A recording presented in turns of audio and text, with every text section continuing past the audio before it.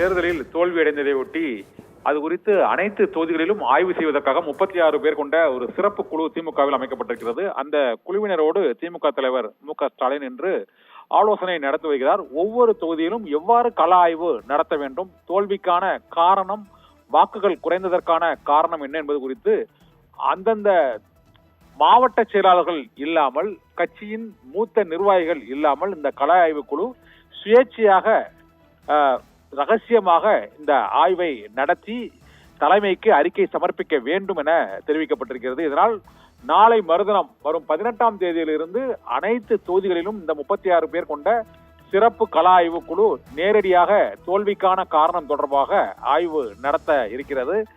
இந்த ஆய்வின் போது எந்தெந்த தொகுதிகளில் கூட்டணி கட்சிகள் ஒத்துழைக்கவில்லை, எந்தெந்த தொகுதிகளில் வாக்குகள் எதிர்கட்சிகளுக்கு, தமிழக வெற்றிக் கழகம் மற்றும் அதிமுகவுக்கு அதிகமாக செல்வதற்கான காரணம் என்ன, வேட்பாளர்கள் மீது அதிருப்தி எந்தெந்த தொகுதிகளில் அதிகமாக இருந்தது, உண்மையில் தோல்விக்கான காரணங்கள் என்ன, வாக்குகள் இடப்பெயர்வுகளை தடுப்பதற்கு என்னென்ன நடவடிக்கைகளை மேற்கொள்வது என்பது குறித்து அனைத்து தொகுதிகளிலும் இந்த 36 பேர் கொண்ட குழு ஆய்வு நடத்தும் என்றும், எப்படி ஆய்வு நடத்த வேண்டும் என்றும் ஏற்கனவே உள்ள மாவட்ட செயலாளர்கள், சட்டமன்ற உறுப்பினர்கள் ஆகியோர் பங்கேற்பு இல்லாமல் நேரடியாக மக்களிடம் சென்று இந்த கள ஆய்வை நடத்தி மக்கள் திமுக குறித்து என்ன நினைக்கிறார்கள் என்பது குறித்து நேரடியான அறிக்கையாக, வெளிப்படையாக, பாரபட்சமின்றி அந்த அறிக்கையை தாக்கல் செய்ய வேண்டும் என்று அந்த சிறப்பு கள ஆய்வு குழு ஆலோசனை கூட்டத்தில் திமுக தலைவர் மு.க.ஸ்டாலின் மற்றும் அந்த கட்சியின் முக்கிய நிர்வாகிகள் கனிமொழி, உதயநிதி ஸ்டாலின், ஆர்.எஸ். பாரதி உள்ளிட்ட பல நிர்வாகிகளும் இந்த ஆலோசனை கூட்டத்தில்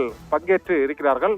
அவர்களோடு சிறப்பு கள ஆய்வு குழுவினரோடும் ஆலோசனை நடத்தி வருகிறார்கள். அவர்கள் சுதந்திரமாக கட்சியினரின் நிர்வாகிகளின் கட்டுப்பாடின்றி மக்களின் கருத்தை அறிந்து அறிக்கையை சமர்ப்பிப்பதற்கு அவர்களுக்கு மு.க.ஸ்டாலின் அறிவுறுத்தி இருக்கிறார். நாளை மறுதினம் முதல் மாநிலம் தழுவிய அளவில் இந்த பயணம், சிறப்பு கள ஆய்வு குழுவின் பயணம் தொடங்கும் என தெரிவிக்கப்பட்டுள்ளது. அந்த சூழ்நிலையில் எப்படி கள ஆய்வு நடத்த வேண்டும் என்றும், தலைமைக்கு ஆட்சி பொறுப்பில் இருந்தபோது வந்த அறிக்கைக்கும் அதன் பின்னர் தேர்தல் முடிவுகளுக்கும் இடையே இருந்த இடைவெளிக்கான உண்மையான நிலை என்ன, தமிழக வெற்றி கழகத்தின் சக்தி என்ன, நிரந்தரமான வாக்கு வங்கியாக மாறி இருக்கிறதா, அல்லது ஒரு தடவை இந்த தேர்தலில் மட்டும் அந்த வாக்கு வங்கி இருக்குமா, அடுத்த தேர்தலில் மாறுமா என்பது உள்ளிட்ட பல்வேறு கருத்துக்களை அந்த கள ஆய்வு குழு மக்களிடம் நேரடியாக எடுத்து திமுக தலைமைக்கு தோல்விக்கான காரணங்கள் குறித்த அறிக்கையும், அதை சரி செய்வதற்காக என்ன செய்ய, தீர்வு என்ன என்பது குறித்தும் இந்த கள ஆய்வு குழுவிடம் அவர் நேரடியாக மு.க.ஸ்டாலின் அறிக்கை கேட்கிறார். அதையொட்டி இன்று சென்னை அண்ணா அறிவாலயத்தில் அந்த கள ஆய்வு பணிகள் குறித்தும் அவர்கள் சுயேட்சையாகவும் பாரபட்சமின்றியும் விசாரணை நடத்தி அறிக்கையை சமர்ப்பிப்பது குறித்தும் இன்று ஆலோசனையும் ஆய்வும் நடத்தப்பட்டு வருகிறது. பாலாஜி.